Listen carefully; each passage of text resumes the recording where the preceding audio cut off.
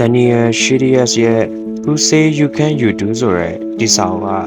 ကကိုရီတိုတက်ရေးနေဘက်မှာအရေးအမှနာမည်ကြီးတဲ့စာအုပ်ကောင်းတစ်အုပ်ဖြစ်တယ်ဗျ။စာအုပ်တစ်အုပ်လုံးမှာလည်းစိတ်သက်ကြွစေမယ့်အကြောင်းအရာတွေလည်းအများကြီးပါဝင်တယ်ဗျ။ဒါကြောင့်ဒီနေ့မှာဒီစာအုပ်ထဲမှာ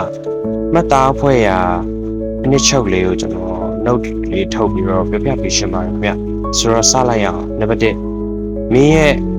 တခုခုလောက်တော့မယ်ဆိုရင် why ဆိုတဲ့မိကိုမေးဖို့လိုအပ်တယ်ကျွန်တော်တို့ဘဝမှာတခုခုလှုပ်ဖို့ဆုံးဖြတ်တိုင်းဘာကြောင့်ဒါကိုလှုပ်ရှင်တာလဲဆိုရယ်မိကိုပထမဆုံးမေးဖို့ Daniel Shirias ကရေကြီးမေးဖို့လိုအပ်တယ်လို့ဆိုပါတယ်ဗျဒီဘာကြောင့်ဆိုတာပဲကျွန်တော်တို့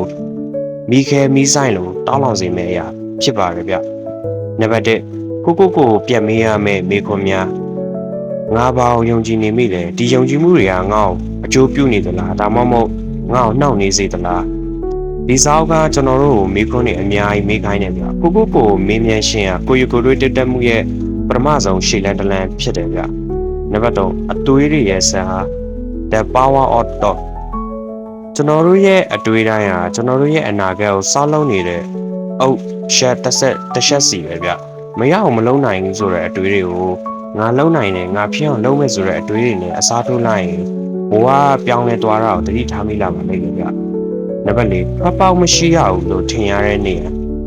ခက်ခဲတဲ့အချိန်စိတ်ထဲကြရှင်းတဲ့အချိန်တွေကအောင်မြင်မှုစီကိုရောက်ဖို့နီးကပ်နေပြီဆိုတဲ့လက္ခဏာမျိုးဗျဒီခိုက်တက်မှာလက်မလျှော့ပဲရင်ဆိုင်ကြော်လွှားနိုင်ဖို့အရန်ရေးကြီးတယ်ဗျအရန်ခက်ခဲနေပြီဘာမှဆက်လုပ်စရာမရှိတော့ဘူးလို့ခံစားရတဲ့အချိန်ကအမောင်ထဲမှာမီးရောင်နဲ့တွေးတော့မယ်ဆိုတဲ့အချိန်နဲ့အနည်းဆုံးဖြစ်နေတတ်တယ်ဗျဒီစာအုပ်ကပဲဒီရှက်တွေကိုအလေးပေးပြောထားတယ်ဗျနံပါတ်5လှုပ်ယူလှုပ်စင်တွေဖန်တီးပါအောင်မြင်တဲ့လူတိုင်းမှာသူတို့ရဲ့ပန်းနိုင်တွေကိုရောက်ဖို့ပို့ဆောင်ပေးနေတဲ့နေ့စဉ်လှုပ်ယူလှုပ်စင်တွေရှိကြတယ်ဗျဒါကြောင့်မင်းရဲ့နေ့တိုင်းလုပ်မဲ့အလေးကျင့်ကောင်းတွေကိုလည်းတိစောက်ဖို့လိုအပ်တယ်ဗျကျွန်တော်တို့ရဲ့ဘဝကျွန်တော်တို့နေ့တိုင်းအလေးထားတွေရဲ့ရလက်တွေပဲဖြစ်စေတယ်ဗျကောင်းမွန်တဲ့လေးကျင့်တွေကိုတိစောက်ထားမယ်ဆိုရင်အောင်မြင်မှုကိုလိုဖြစ်လာအောင်လှုပ်ဆောင်နိုင်ဖို့အတွက်အထောက်ပံ့ဖြစ်စေလိမ့်မယ်ဗျနံပါတ်6မင်းရဲ့ပတ်ဝန်းကျင်ကိုဂရုစိုက်ရွေးချယ်ပါကျွန်တော်တို့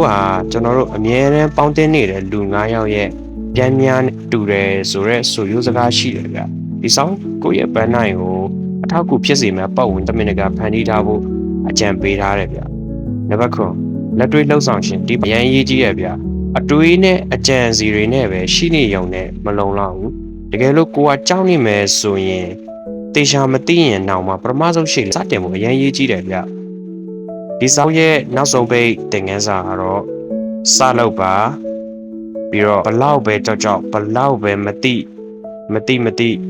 ဆက်လုပ်ဖို့လက်တယ်လက်တွေ့မလို့ရင်ဘာမှဖြစ်လာမှာမဟုတ်ဘူးเนาะ Who Say You Can ဆိုတဲ့ခေါင်းစဉ်ဒါကိုကန့်တတ်ထားတဲ့မရဘူးဆိုတဲ့ကိုရှိုးပြလိုက်ဖို့ပါပဲခင်ဗျဒါကြောင့် Who Say You Can You ဆိုတဲ့စာကကျွန်တော်တို့ရဲ့ဘဝပေါ်ခံယူချက်တွေရုပ်ရည်စစ်စေးပြည့်စင်မှုနဲ့အိမ်မက်တွေအကောင့်တွေပေါ်ဖို့လိုအပ်တဲ့လက်တွေ့လှုပ်ဆောင်မှုတွေအားပေးတိုက်တွန်းထားတဲ့စာအုပ်ကောင်းလေးဖြစ်ပါတယ်ဗျဒီ